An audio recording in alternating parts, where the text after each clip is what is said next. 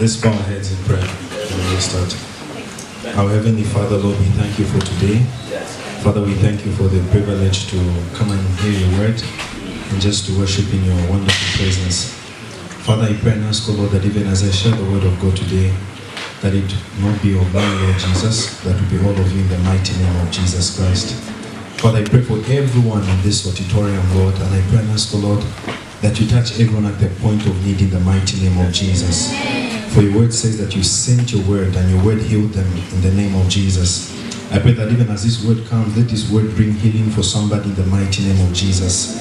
Let this word come and bring direction for someone in the mighty name of Jesus. I pray for restoration for your children in the mighty name of Jesus Christ.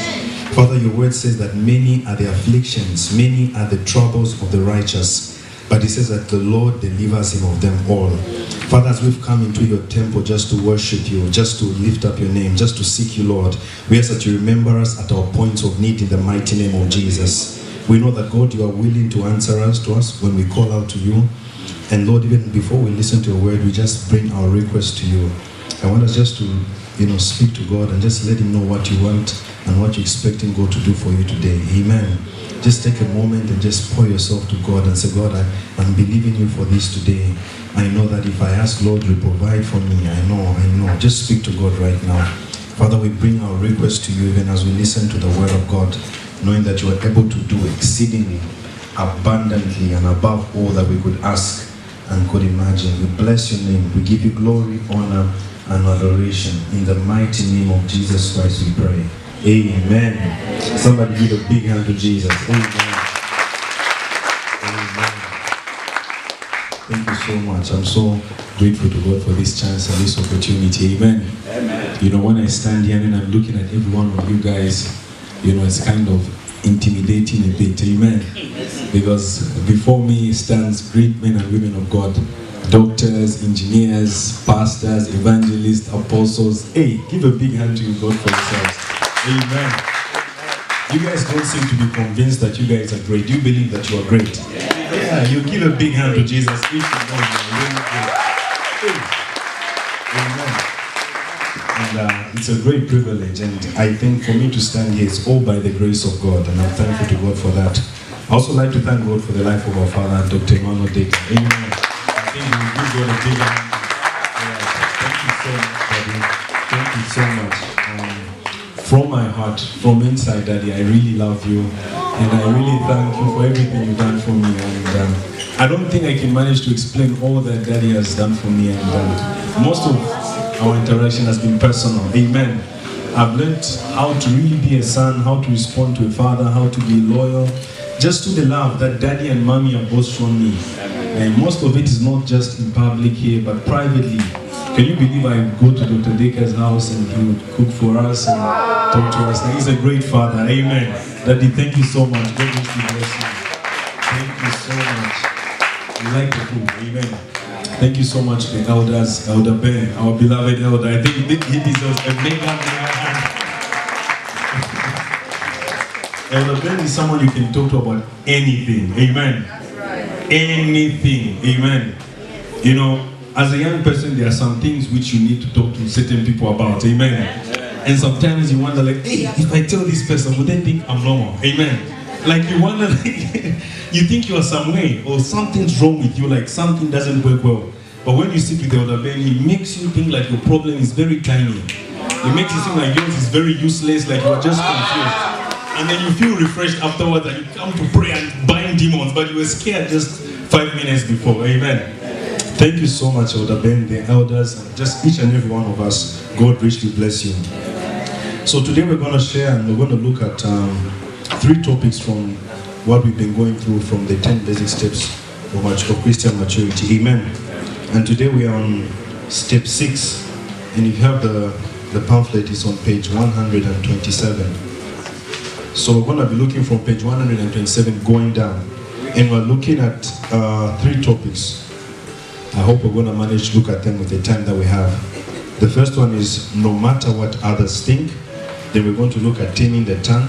And we're going to study on the key of inner security. Amen. So we're going to look at first, no matter what others think. So You can even term these three things or as maybe three important characteristics that an end-time worker should have. Amen. Amen. Three important characteristics that an end-time worker should have. So first of all, we're going to look at the element of not caring what others think, not minding what others think. Now, in the world today, if you want God to use you, one of the things you have to be certain about is that you have heard God. True or not true? Because most of the time, what God is going to require you to do, it doesn't make sense in the minds of other people. If you are genuinely being used by God, sometimes the things, the way they are coming, is kind of contradicting to what people in your environment think. Because God has got a tendency of leading you in ways that He just wants you to be dependent on Him. And most of the time, it's the people in the environment that resist us from making that bold step. Can you imagine Moses? He grew up in Pharaoh's house. He knew Pharaoh's characteristics. This man is kind of a rigid man. I know Pharaoh, that if I tell him this thing, he will not believe it. But God is telling you to go back to that same Pharaoh. What do others think? What do the world think? Many people have been called by God to do wonderful things. Many of us have been called by God to take steps of faith. But the thing that blocks us first is, what do others think? That's right. What will my mother think? What do my father think? Oh, what do my father think? He sent me to study medicine. I'm saying that I'm going to Togo. Which part of Togo? Atakwame. Atakwame. What do my father think? You may never know. It's in Togo that you discover your genuine calling. Amen. Saul was looking for what? Donkeys. How do you describe a man who just wakes up and then is looking for donkeys? What do others think? Ask your neighbor, what do others think? I want you to just think of it. There are many interesting things that you want to do. Some of you, it's not even in the area of ministry. It's even, you go tell your friend that, I want to write USMLE. Your friend will say, hey, my sister, you were writing makeup exam. You say you want USMLE. What do you mean? And then you just get depressed. But you feel like God told you I should do it. But what do others think? What do others think? Many people have been held back. It's like a certain chain that has been tied around you. Busy thinking about it. In the write-up, it talks about the great man of God, William Carey. How many have heard of William Carey? William Carey is regarded as one of the fathers of modern missionary work. All these mission trips we are doing, William Carey is like the guy who took the first most important step. And when I was reading, and when I've read about it, I've watched the William Carey movie, the people were supposed to, send him to do the things. They thought he was a lunatic. They thought he was crazy. What do you mean you are going to India to spread the gospel of Jesus Christ? What do you mean? Tell me, what do you mean? Be serious, be serious. Can you be serious? Be reasonable. Those are some of the things other people say. Miracle money, be reasonable. You ask them, but brother, you believe that an angel came and told a woman that you'll be pregnant. And the woman did. You believe that thing, you believe it. But you don't believe that God has told me to go to India to spread the gospel. What do others think? This is like a block in most of our lives. It is one of the most difficult things to do. I've experienced it even in my own life. Sometimes when I'm going home for a mission trip, my dad sends me a message. My son, remember the reason why I took you to China? I get scared. Oh God, if something goes wrong, what do others think? These are some of the things which are really, really holding believers back from taking the gospel of Jesus to all areas of the world. You are scared of looking out of line. Imagine William Carey. William Carey was a shoe cobbler. He was a shoemaker. His occupation was making shoes. He didn't know much. But all of a sudden he comes up with this interesting, nice idea of going to minister in some other place. We have dreams. Don't you have a dream? Don't you have a vision? Imagine Joseph. He even went to tell his brothers and sisters, and said, hey, this is what God has shown me. And then others started thinking. Amen. They started thinking. They started telling my brother, stop, don't think so far. I want us to read the book of Matthew chapter 26, verses 15 to 75. before we can go further. Matthew 26 from verses 57 to 75. Yemi, can you read for us? Matthew 26, 57 to 75. Daniela, are you there? Anyone who's there? Yeah. Okay, someone can stand up to read it for us. I want someone to help me. Those who had arrested Jesus took him to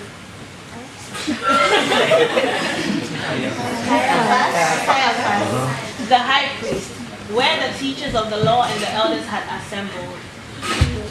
But Peter followed him at a distance, right up to the courtyard of the high priest. He entered and sat down with the guards to see the outcome.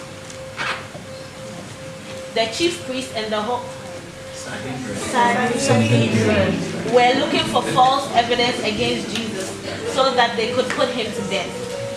But they did not find any, though many false witnesses came forward. Finally, 2 came forward and declared, "This fellow said, I am able to destroy the temple of God and rebuild it in 3 days." Then the high priest stood up and said to Jesus, "Are you not going to answer? What is this testimony that these men are bringing against you?" But Jesus remained silent. The high priest said to him, "I charge you under oath by the living God. Tell us, if you are the Christ, the Son of God." "Yes, it is as you say," Jesus replied. "But I say to all of you, in the future you will see the Son of Man sitting at the right hand of the Mighty One and coming on the clouds of heaven."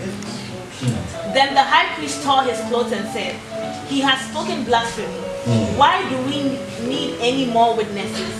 Look now, you have heard the blasphemy. What do you think? He is worthy of death? They answered. Then they spit in his face and struck him with their fists. Others slapped him and said, "Prophesy to us, Christ, who hit you?" "Now, you also were with Jesus of Galilee," she said. But he denied it before them all. "I don't know what you're talking about," he said.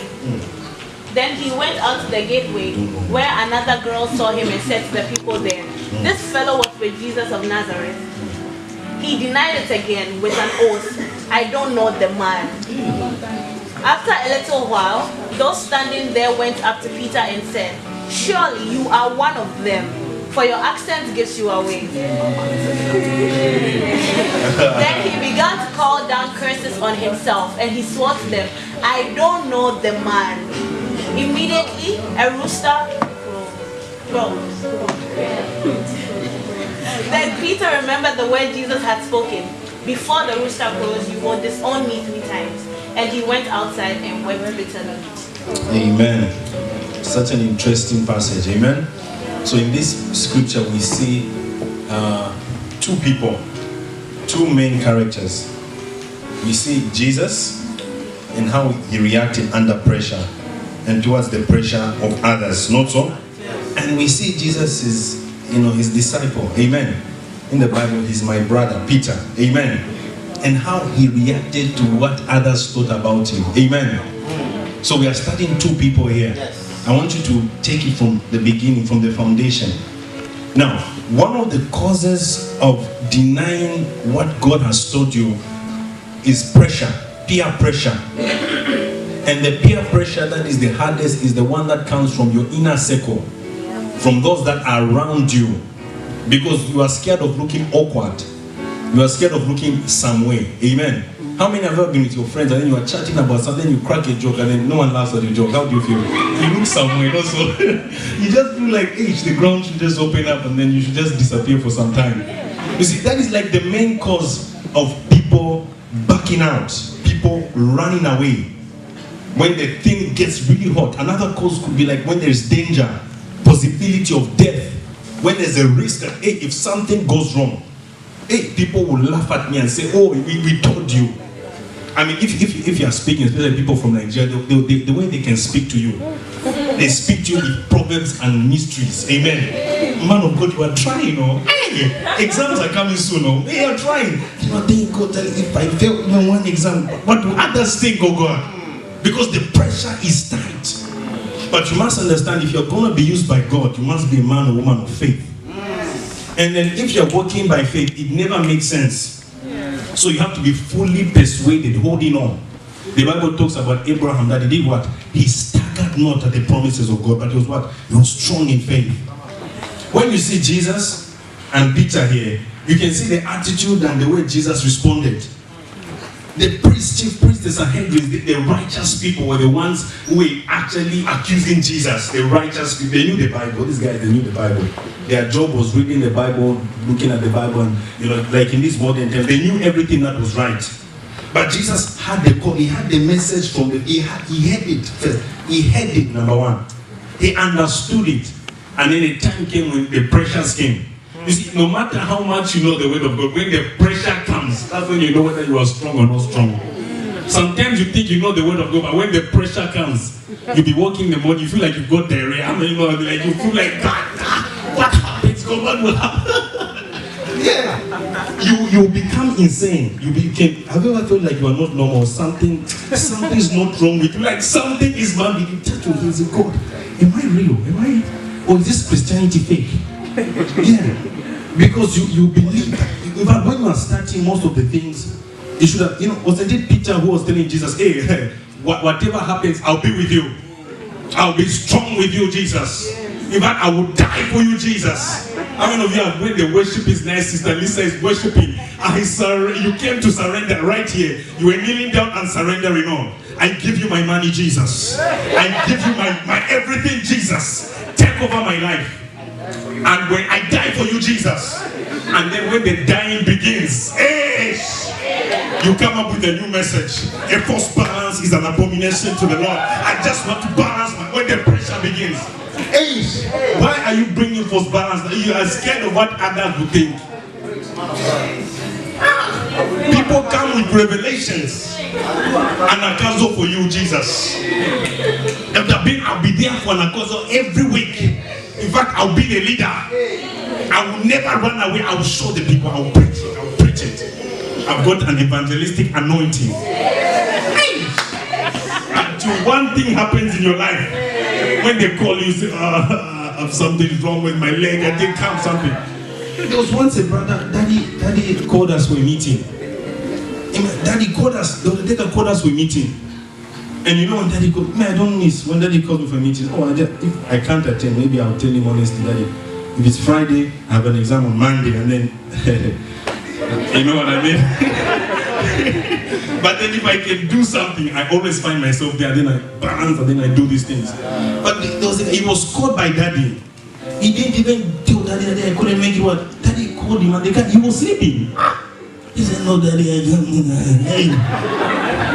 But in the beginning, before others were considered in the picture, they were the ones there. I surrender all to you, Jesus. I pledge God. I pledge God. Morning prayer, I'll be there, Jesus. I'll be there. Morning prayer all the time. I'll be there in the name of Jesus. This is something that is really affecting us. This was Peter. This is Peter. He knew everything. In fact, Peter was walking with Jesus. He knew him. He knew his abilities. Some of us, we can become very used to the presence of God. You know that, And one thing we must not forget, that Christianity, it's spiritual. You cannot work and live as a Christian by organized life. You know what I mean? Like you have some smart goals. Amen. Like specific, measurable, acquirable, time-bound, and what was the other one? Smart goals. Reasonable. All these things. Like you then have a timetable, like I'll be doing this thing. How many of you had timetables and you've never used that timetable? Like you have a timetable, it always changes and you change it.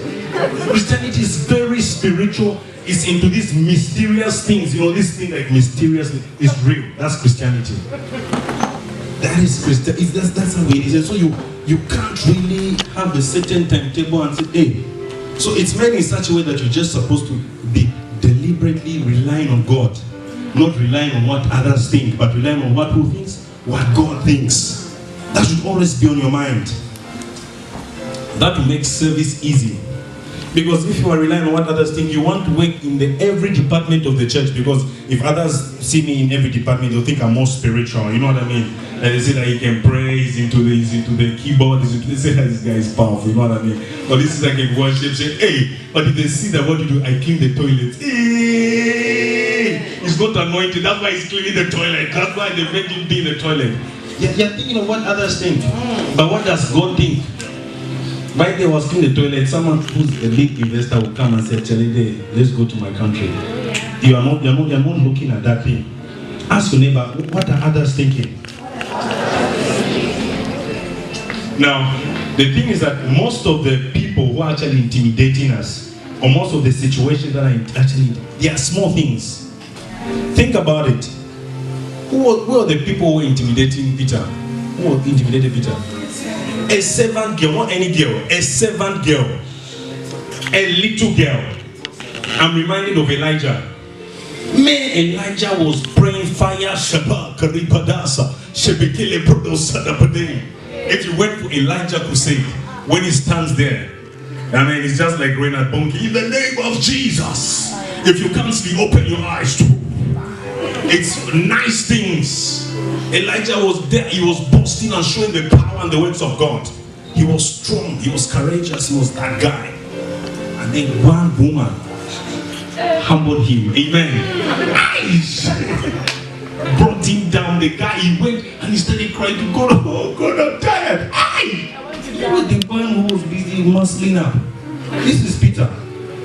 Something small, something fake. Most of the things that other people say is actually not even right. It's actually not even correct. It's a fake thing. It's very fake. William Carey was being opposed by people. They called him a lunatic. They said he's mad. What he's saying, it doesn't make sense. But you see, William Carey went to India and then he established a university. And that he pioneered what is called this Bible translation, all those things in India. When it was happening in the beginning, it was not making sense. Imagine if just a small official in one big office blocked him from doing that big thing. I was listening to Reinhard Bonnke. He was saying that when he was young, he went to tell his father, said, Daddy, I want to be a missionary to Africa. His father said, no, my son, forget. He said, why? He's not good at mathematics. You were getting 0 in maths. You can't go to Africa. You can't take over my church. Your other brother who's brighter than you will take over my church. Imagine if he said, well, what my dad said, I am not good at mathematics. I cannot be an evangelist. In fact, he went to someone, he tried to go to missionary school in England. They rejected him. They said, you're not good at English. He begged until someone came and found a way to put him inside. Today, Reinhard Bonnke has won about 77 million souls to Jesus. He didn't care what others thought. He relied on the conviction in your heart. There are those things that you know in your heart. This one, it looks like I will crash, but I will just hold on to it. I will just be strong at it. Why? Because I hear the voice of God. That thing in your life, block what others think. Close your eyes to what others think. Because think about it, you came on earth alone, you will go alone. There is no one you can satisfy on this earth. But look for a friend you have ever satisfied by raps and all these talks and all this. They don't get satisfied. The only person who gets satisfied is who? Jesus, is God. So from today, change your mind. Think about it. Think about that small thing. Think about that tiny thing. Jesus never denied the accusations. In the hard time, he never denied an accusation. That is why you never have friends for 2 days, 1 month, and then you believe that this is a very strong friend of mine. Hey, when they start accusing you of things, when they start saying, this sister I saw at that certain junction in that part, will this friend be still your friend? Oh, when they know that you have failed 3 exams, this one has failed, you see that people will stop playing with you, they are not your friend. When they know that you have school fees problems, hey, you might just ask me for my pocket money, or so let me just stay and go to all these places. But Jesus never denied. They were asking, who do you think? He never denied the accusation. No matter what the people thought about him, he never denied it. He stood strong. He stood strong in his beliefs. Those are the people God is looking for in us. That when you stand on the stage, preach the gospel of Jesus, people give you signs, wonders, and interesting things. I don't care what you think. I will do this thing. If I have to do it, I'll do it alone. I don't care what others think. That's the kind of people that are going to change the world. Amen. How many of you believe you can be such a person? You're going to stand by what God has told you, what God has given you, what God has deposited in you. Think about the things you have given up on in your life. If only you had stood strong to what God told you. There are many things we have all lost, many races we have been taken out of because we fell short of that thing. We were busy thinking, what will happen if it just goes wrong, God, or if it goes wrong? If it goes wrong. And the devil, in fact, let me tell you, the thing that the devil always bully you about something that will work. Do you know that? If he knows it won't work, he won't remind you of it. But if it works, you'll be doing something, you remind you, hey, my brother, behave yourself. But as well, that business deal, you won't work. And he's always trying to put himself in our ears, man of God, come on, be serious. Just be, look at you, who will believe you? But you have to stand strong in faith. Amen. So, we got the understanding. Peter, he refused. He denied. He denied knowing Jesus. Some people would even laugh at Peter right now. Peter denied knowing Jesus. I'm some radical warrior. Nothing can bring me down. Are you serious or are you sure? Okay, let's see what happened. Now, another reason why sometimes people fall down when all these pressures come. You see what they did to Jesus? What did they do to him? They were slapping him. They were spitting on him. This was embarrassing. Someone who calls himself the Son of God, the King of the universe, they were spitting on him, mocking him. He never retaliated. You know, you must develop the characteristic of humility.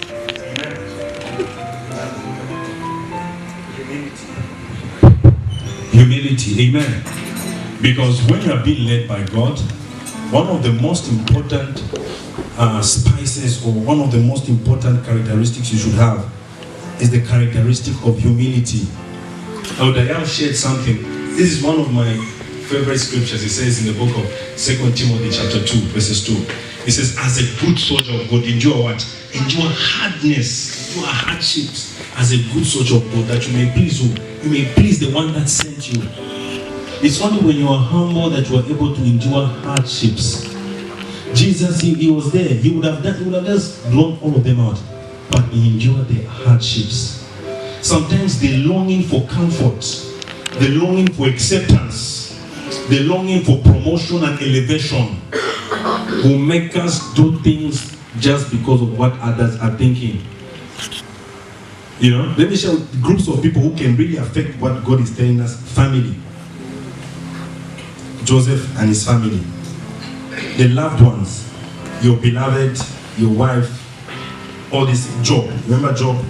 All these people, they can actually screw your thinking, like your friends, your atmosphere. Sometimes they want to say to you in a way that it will make you more comfortable. So they were genuinely concerned for Job. Their friends, they were genuinely concerned for him. And then they said, oh my brother, this God of yours, like, it's not working.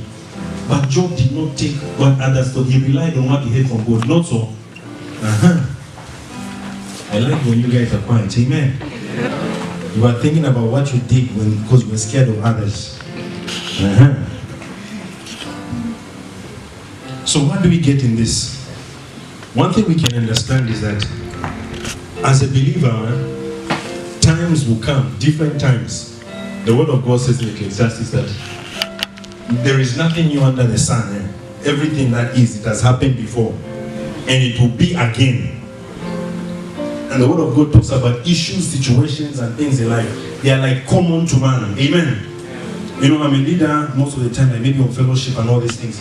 And then sometimes when you see maybe a junior comes to you in your room, and then they come to you, Andrew. You know, sometimes some people come crying, oh, Andrew. I remember when I was in series, someone came to me, they were crying, oh, my life is finished. Hey, I said, oh, your life is finished. I said, come and sit here. And then they started talking about their issue. And I remember they said, I've been through the same particular thing. I think it also made me cry. Amen. It also made me cry. And then you have come to me. I said, wow. So I acted like I'm very powerful. Amen. I said, God is good. Amen. We serve a God who works miracles in any way. Amen. Come on, kneel down here. Let me pray over you in the name. My Father. Remember your son in the name of Jesus. So a time comes when what we go through is kind of similar in a certain way, because we are all going towards the same task of winning the lost souls, going out to all the nations, going out everywhere around, going to Ghana, going to Zambia, going to every place. And the enemy has no new tactic. He uses the same way. He's always using the same tricks and devices and lies and mysterious wrong things. Everyone, do not be fooled. When you see someone there, even you are looking so nice with your spray perfume, but there's some things that are making, but even you, there's something which is also, if you ask them, say, tell you, how it be in your life there? How is it? The guy will tell you, it's no good, it's no things. It's not the things. That's what you say in Nigeria. It's not the thing. It's not the thing. It's no good thing. Is it the right one? It's no good thing. It's not good thing. Yes. So the times will come, but we have to make a deliberate choice like Jesus to always consider what God has told us pertaining a certain issue, regardless of what is happening, and not to make decisions based on what others think. You see, there was a time I got sick. I was really sick. I was sick. But I was scared that if I go to the hospital, why do I just think like man of God is sick? I was sick and I was getting worse. I said, oh God will know that I went to the hospital. Amen. I just get healed and I say I pray to God and then miracles happen. And oh my God. You know, like these things, they are serious things. Yeah, you dying in the streets. When you see me here, I'm like praying Shabbat. I want to go back. Oh, mighty God. Oh, I'm praying for people and then they are being healed and all these things. But you yourself, it's like nothing is happening. But even when the difficult times come, we have to make that deliberate decision to look back to the promises of God. Hold on to them. Stand strong in them. Believe God. You see, during that time when I was sick, I went and I talked to every person I knew. And these are not bad people, these are spiritual people. Wise people. I was talking to them, they looked over, they prayed, they shut up, no changing. Nothing is happening. I did all experiments, and sometimes you make men of God look like they are liars and they are fake. But because you have not taken time to sit down and say, God, what do you think? Amen. God, what are you? I know men of God are here, but what are you telling me? What are you telling me? I want to know from you, and I'll take that step. Amen. Think about this. They're on a boat. And then all of a sudden, your friends, spiritual people, you all pray about, maybe you're praying in tongues on the boat, then you see something here. I say, it's Jesus. You start challenging, should I go there? They say, the Bible says that Jesus Christ, the power and the wisdom of God. So you have to not just rely on the power, but wisdom. If you step in the water, you go down. But in your heart, you believe that I should step out there and just walk here. But then you just, no. Brother John said I should stay here. Brother Luke said I shouldn't go out. But God has said you should step out here. Amen. And other people has gone.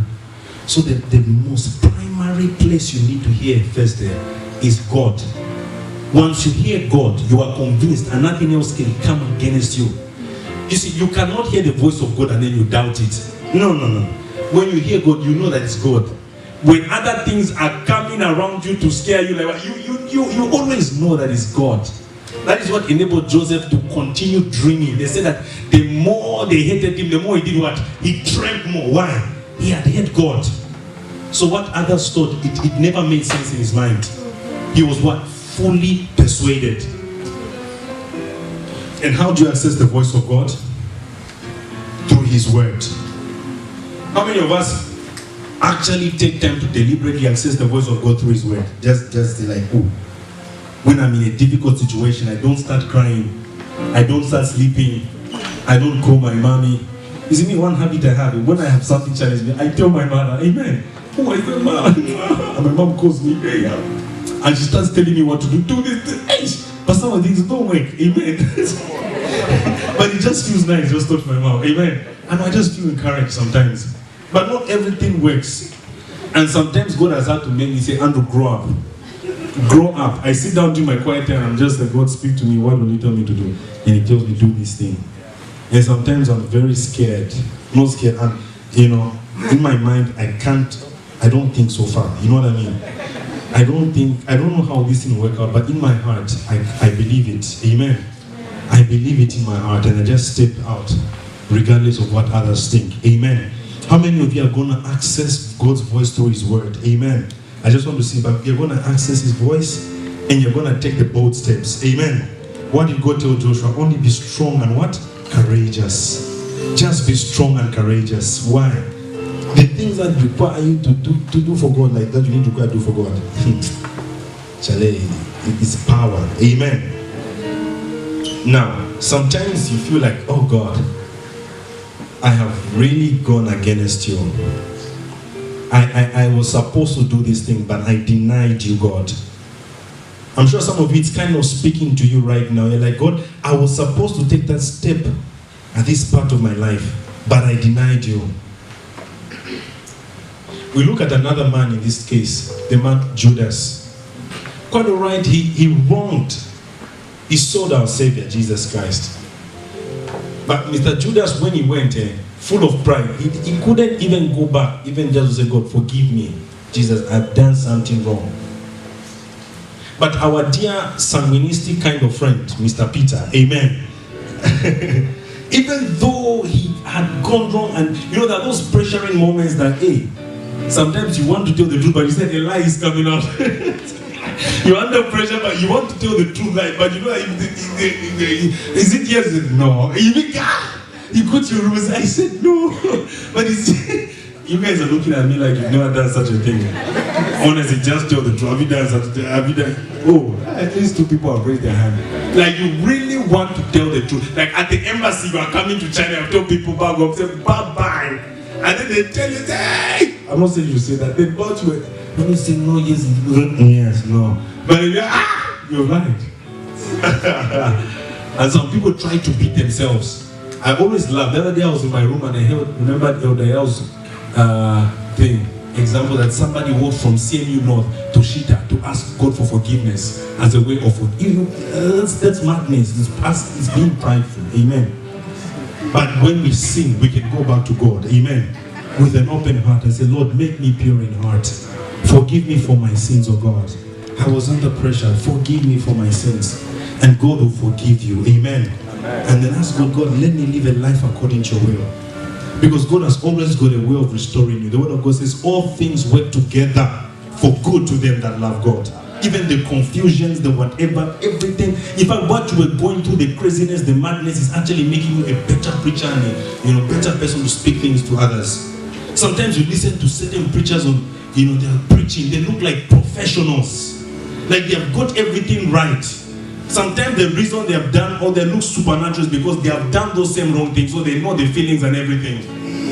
They know the difficulties, they have fallen, they have crashed, they have been down there before, and then they are telling you, look, brother, I went that way, but then I stood up by the grace of God.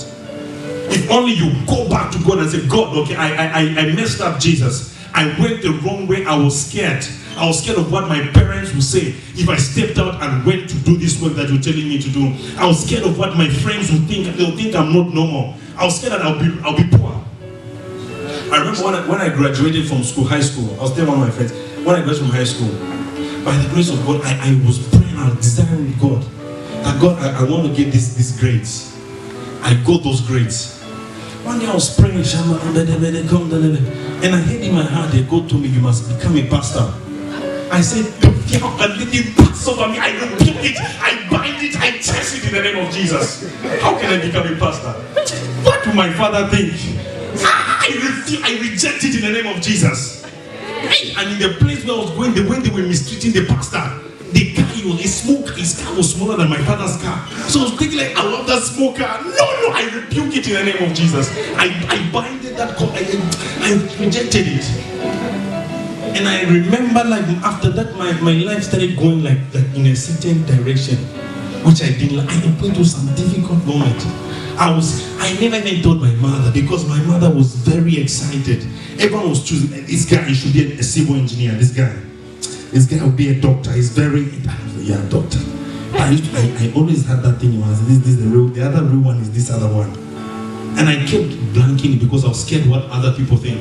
So I made a deal with God. When I become rich, Jesus, when I have houses, the whole of Zambia, I will build you houses in this Zambia. I will build you houses.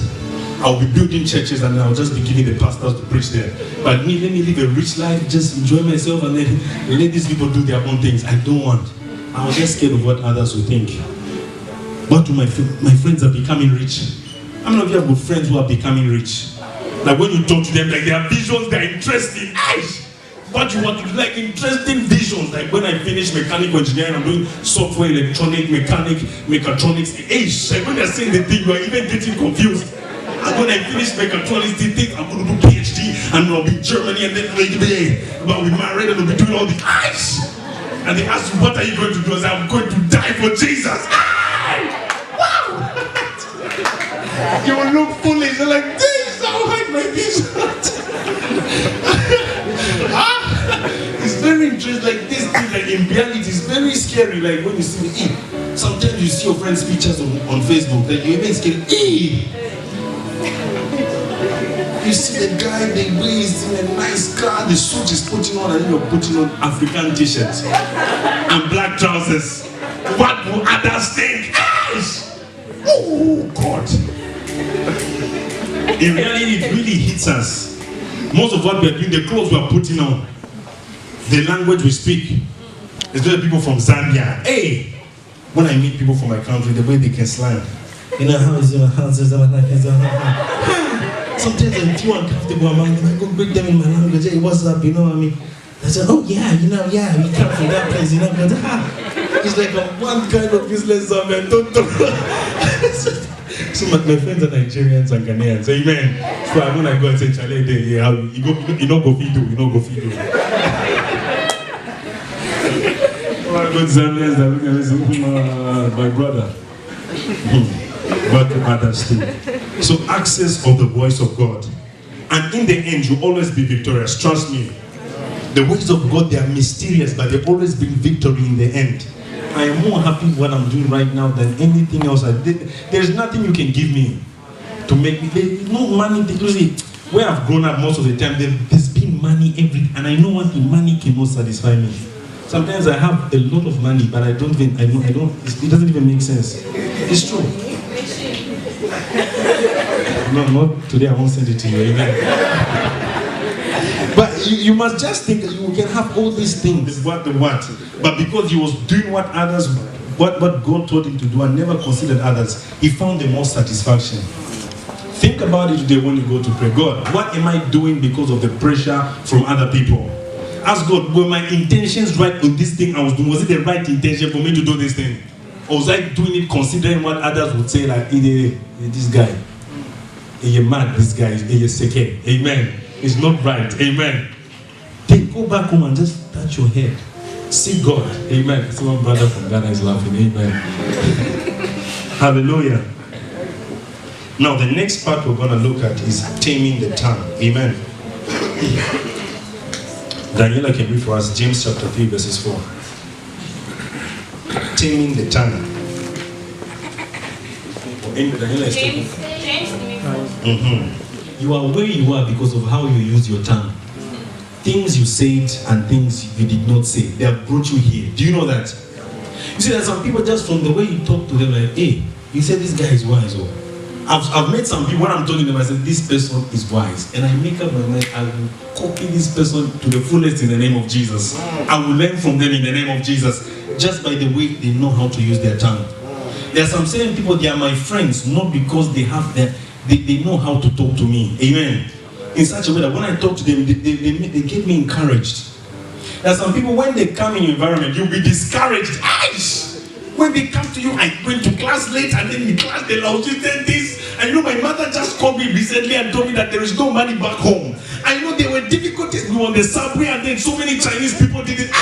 Before you realize we run away from Christianity, you are bringing depression and confusion. I bind you in the name of Jesus. I don't want these things in my life. Sometimes people don't tell you these things, directly, but they just ignore you. Amen. My mom told me if someone is silent, it's a message. Amen. If someone becomes quiet, it's you are talking nonsense. Amen. Just shut up. Yeah, if someone doesn't quiet. So this thing, it can stop you from ministering to someone. We need to master the art of speaking. Amen. How to know how to deal with people. Remember, we are dealing with human beings. And most of the people are depressed. Some are worried. Some are scared. Some are anxious. Some need encouragement. And there you go, someone is really needing encouragement. I say, hey, who cut your hair? What's wrong with your hair, man of God? What's wrong with you? There's some people like when you're really not in the mood, they come and say it. You feel like, God, this guy is going to take away my Christianity. The thoughts that go through your head, just go to hold me, Jesus. Take hold of me, Jesus. You can't minister. Do you think that person you can minister to the person and they tell him no, but Jesus Christ died for you, and then he's going, do you think the person will listen to you? I say, can you please go back? Go away. We don't want you. We don't want you. That is why people like small people, young people. Because babies and young people, especially like little girls, they know how to talk to people. Have you noticed? When they go, oh, please hug me, hug me. And then you're a big guy, you just need a hug right there. You may just say, oh, gee, please let me hug you. That's why you're not looking good today. What happened today? Like this. I wrote pharmacology today. And I don't know what I wrote. I just need some encouragement. No, it's okay. Can I read to you something? You see that young people know how to encourage. Yeah. And you are able to, it opens doors to even reach out to the person you want to reach out to. Sometimes kings, priests, they are very bored people. Leaders, leadership is a boring occupation to a certain extent. The higher you go, the less friends you have. The bigger you become, the less friends you can talk to. I don't think that our president has so many people he talks to anyhow, at least in our country. Amen. I don't know in other countries. Because he can't tell anyone anything. And some people, they raise to high places because they just know how to talk to Mr. President. Hello, sir. Yes, sir. Okay, sir. Yeah. Some people have degrees, bachelor's degree, master's degree, PhD, DGD, CDD, PDD, all these big ones. There are so many degrees, like when you open the internet, there are Manchester University, Newcastle, whatever. You don't even know what degrees they're giving. They have all these things, but they're not doing anything. But another person, he has never been to, but it's just the art of speaking, the art of talking. So the small rudder you have, the rudder is that thing that controls the ship. It's controlling your whole body. It's controlling your progress academically. It's controlling your progress financially. It says if you believe it in your heart and you confess it with your mouth, you are what you confess, everyday confession. Oh, I'm broke. Hey, I'm broke. I'm broke. Yeah, Niger, Buhari. Buhari. What does Buhari do? Is Buhari the president of the world or is Jesus the president of the whole world? You are confessing it. Oh, pray for me. Oh, man of God, just pray for me. Life is difficult. Who told you life is difficult? You are controlling your own spiritual life and atmosphere and everything around you through your tongue. I don't know what is wrong with me. I'm just not normal. I'm not normal. And you are thinking that people will actually help you. There's this thing that when we just complain, like people will just come and say, oh, my brother, come to me. You see, like no matter how much you complain, they will do this, but then in their mind, they are also focused on their own life. Amen. They are thinking, it's up to you to get up and confess the right thing for your own life. And you see, your life is in your hand and it's in your mouth. And what do you confess? The word of God. The word of God is made active when you confess it. When you live it, when you're just speaking the word of God. That's why I love some brothers of mine who are just spiritual. You know, I have a brother of mine, he's in the North Church. You know, Brother Steve. Whenever I meet Steve, we don't talk about Manchester United, you know, they won the, you know, like, you know, Man U. What do you play the players, the new players? I've forgotten the new players. We rarely talk about that. When I meet Steve, he comes to me and says, "Man of God, have you watched this sermon? Have you read this book?" The other day he came to me and he was showing me like his degree. He was showing me, "Andrew, look at these things." And I said, "Just what God told me to prophesy over these things." I said, "Prophesy, Shadala Bareboso." He said, "Andrew, the same way you have prophesied on mine, I prophesy in yours. You will receive yours in the name of Jesus." It became a prophetic, you know, convocation service between two people. We just started speaking. You will have this in the name of Jesus. I said, "Brother, we will not finish this service. Can you please go now? Because this thing, it will not finish. I know as when we start this, it will not finish." We were organizing our lives, amen, by what we were confessing. So if you keep finding yourself in a group of people that will cause you to speak otherwise, change your environment. The Bible says in the book of Titus that you should rebuke those who are doing the wrong things. What? Rebuke them sharply. Use your tongue to cast out things that are, cast out the corners, cast them out. Look, if you're going to make me talk, I don't want this one. And then get you confessing the right things concerning your lives. Sometimes we have grown up in environments where everything is difficulty in our lives. Sometimes we need to get out of even our natural environment, our family environment. Get to a new kind of people who will help us dream big, think big, talk big. Oh, people sometimes will make fun of me. Man of God, you want to have mega churches. Oh, I still believe that way. When I have my mega church, amen, it will happen in the name of Jesus. Amen. I would really be surprised if one day there's a small church which I'll be surprised. Because I confess it always, because I believe it. And nothing can take it away from me. I'm not confessing because I want to have things. No, because Jesus said we should have what? Take the whole world. I've seen it in the spirit and I'm confessing it daily. So you can think that those people using their tongue say, "Oh, I'll be a neurosurgeon. I will be the world's best businessman, best business." You think that they're speaking pride? You think they're speaking what? You don't be surprised if you see them in a Range Rover and then you are using pata pata. You know pata pata?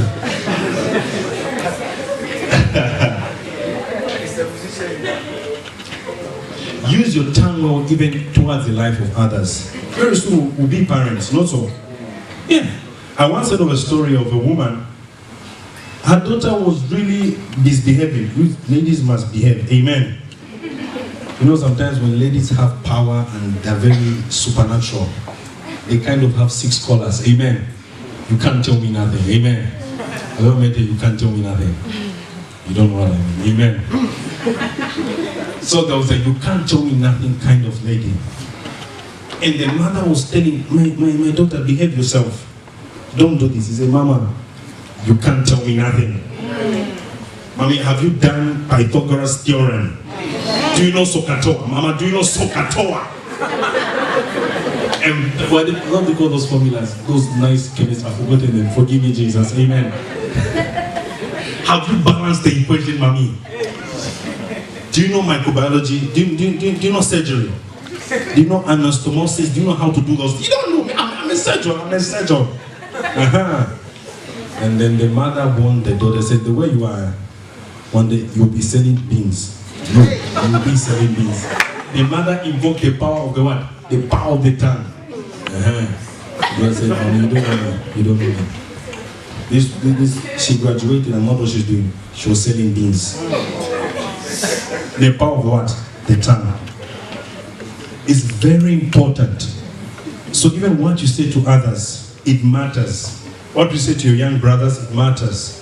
Your young sisters, it matters. The young ones, speak both in them. Wherever you have authority and power, don't deny people. So I see God, Daniela, God is blessing you mightily in the name of Jesus. You'll be somewhere nice in the next 10 years. Amen. Not in Ghana, but somewhere in America, Australia, one of these nations. Amen. Why don't you practice saying good things in the life of your friends? When you see your friend, "Hey, my sister, hear me, I see you being a great doctor. You will be in America." That way, Yemi will be encouraged. If you tell her, "Yemi, let's go for Anakazo," she'll say, "Look, Andrew will encourage me to be a good doctor. I'm coming for Anakazo by fire, by force." Not when you go to him, "Hey, you're not praying, you fail. If you don't pray, you fail. God will make you fail. He will never come to you." Amen. Stop doing that one. It's a bad one. Amen. Are we understanding something? Yes. Amen. Give a big hand to Jesus. And now we're looking at our last point, and then we'll be done. We're looking about the key to inner security. The third and one of the most important calls for every end-time worker is the key to inner security. They feel secure on the inside. One of the people you cannot run away from is you. You cannot run away from yourself because you know you. You know when you is doing the right thing and when you is doing the wrong thing. You know, the man of God, Kenneth Hagin, talks about something called an inner witness. An inner witness is like an umpire. You know an umpire? That person who stands when you're playing tennis. That person. And when something goes wrong, he raises something also. That is the inner witness. The voice of peace. The balance of peace within you. For you to be an effective end-time worker, you need to be one of inner peace. Fully at peace. You need to be one at balance. Fully at peace.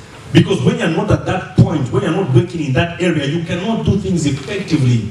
You have to be troubled on the inside. It will be troubled.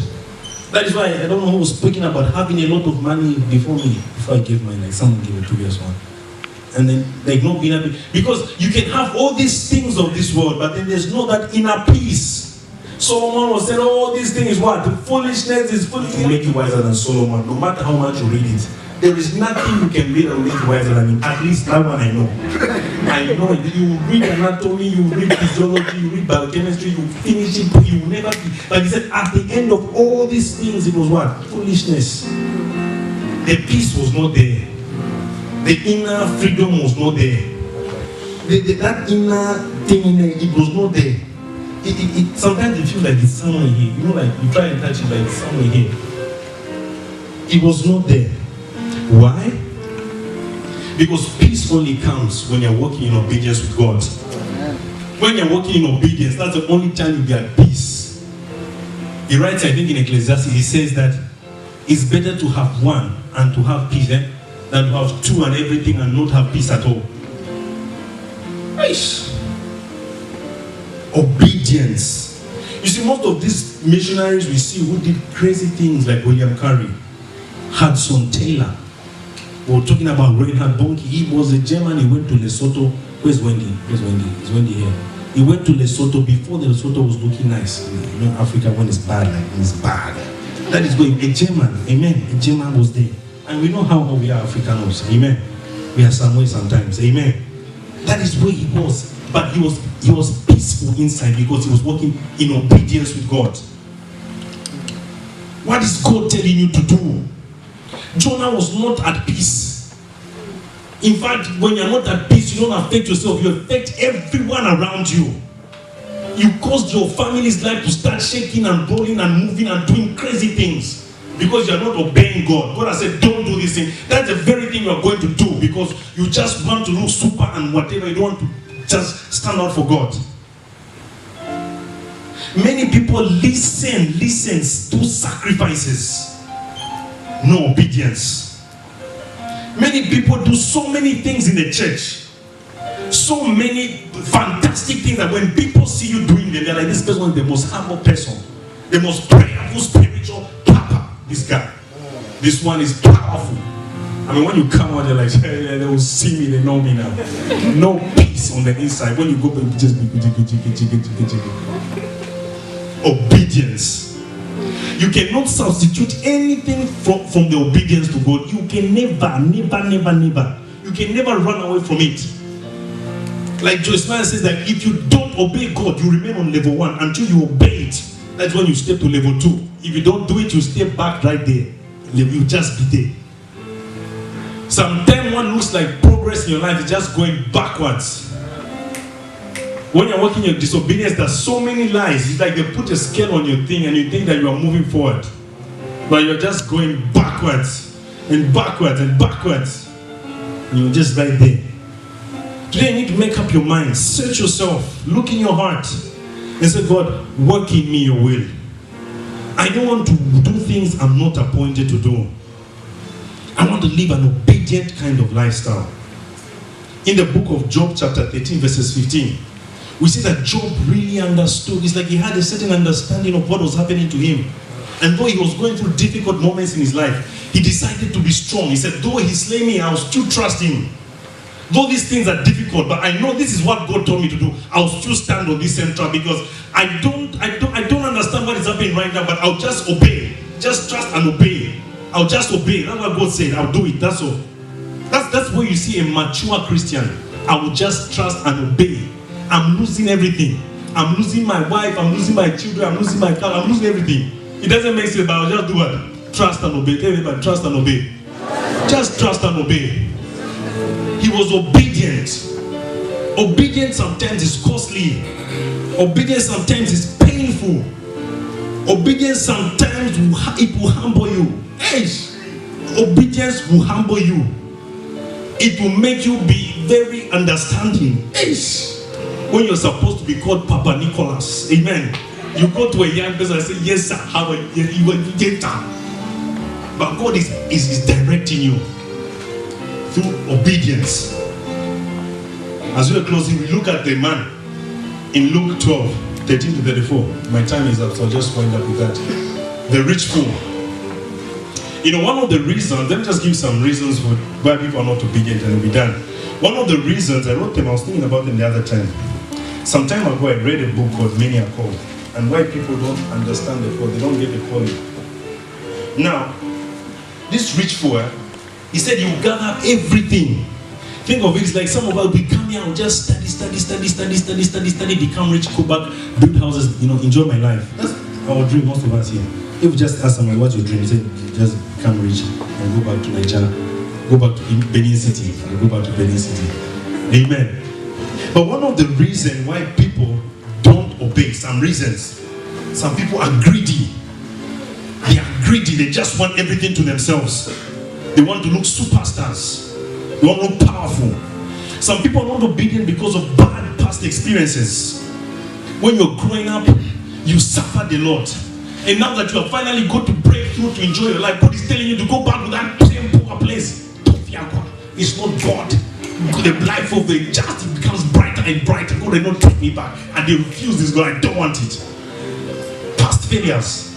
God is telling you to attempt that thing you initially failed. But that's like, God, no. This can't be God. Moses went to Pharaoh and first of Pharaoh bound him. He did the snake thing and Pharaoh produced a bigger snake and the snake even ate his snake. And God says, go back. What do you mean? Can you be serious? What do you mean? Past failures cause people to be very disobedient.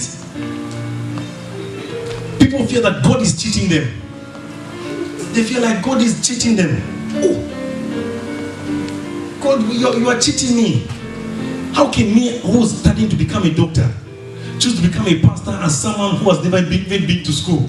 You are cheating me, God. Why are you cheating me, God? I have 5 talents. I'm a doctor. That one is just a lab technician, 1 talent. How can we be the same? You are cheating me, God. You are cheating me, God. No, I refuse, God. I don't want. Fear. People are scared. What if? What about? What if I become poor the rest of my life? What if I don't get married? Hey, a female missionary who will marry you. Who will marry me, God? If I go to Uganda, who will marry me in the bush? In Congo DR in the bush. In Benin City, in whatever, in what other place in Benin? Cotonou. Who will marry me in Cotonou, God? I refuse this calling in the name of Jesus. And then Jimmy Joe comes, amen. From Switzerland, amen. He said, God, I receive him in the name of Jesus. And I counsel in the mighty, powerful name of Jesus. That is my calling. That is my calling. I have a bright future. I can see my future. Then Jackie J. Jackie, where do you want to go after this? I see God calling me to Nepal. I'll be poor for the rest of my life in Nepal. I rebuke you, Jackie Joe. Wickedness causes people to be disobedient. Peer pressure. Rejection. If you have been rejected before, most of the time is that fear. It will happen. It will happen. Sorry for the time, people. Laziness. Less obedience will cost you hard work. Seest thou a man who's diligent in his work? Man, to be a mega big man, you need to put some hard work. You guys praying, everything to each. Even just becoming to like these days. There's a group of people I'm trying to become like in my class. I just used to watch them. I realized that these people work. When I reach my room, I sleep like I just sleep. Then I realize it's in the morning. I realize that their secret is not because they are prayerful, they have skill. They just work a lot more than they work like me. Me, I've just been lazy all this time. I've just been lazy because by the time I keep going, I just feel like God. Sometimes I even quit. I say, God, I'll just be myself. And I go, it's hard work. So what is the solution? Okay, now this I've finished. No, I've finished now. The solution, the answer. Philippians 4 verses 10 to 15. The solution to all this. And we're going to pray just and then we'll go on and close. Very famous scripture. Daniela, close it. Read it for us. 4 verse 10. I rejoice greatly in the Lord that at last you have renewed your concern for me. Indeed, you have been concerned, but you have no opportunity to show it. 10 to 13. I am not saying this because I am in need, for I have learned to be content with whatever the circumstances. I know what it is to be in need, and I know what it is to have plenty. I have learned the secret of being content with any and every situation, whether well-fed or hungry, whether living in plenty or in want. I can do everything through him who gives me strength. I can do all things, that is what it says, through Christ which gives me strength. Not so. So we mostly caught that part, but we don't read it from the beginning.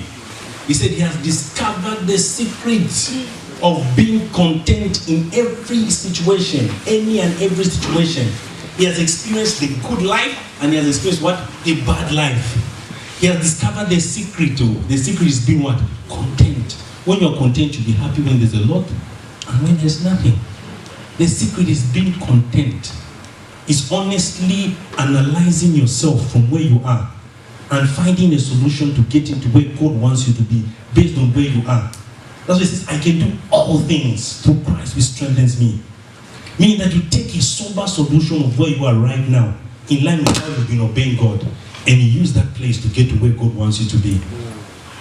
So I just came to announce to you that no matter what you have done, from there you are, God is beginning to use you for that great thing in the name of Jesus. Amen. Regardless of what thing you thought you disobeyed God, or where you thought you'd be. Some of you've not been studying even in your school, you've not been studying.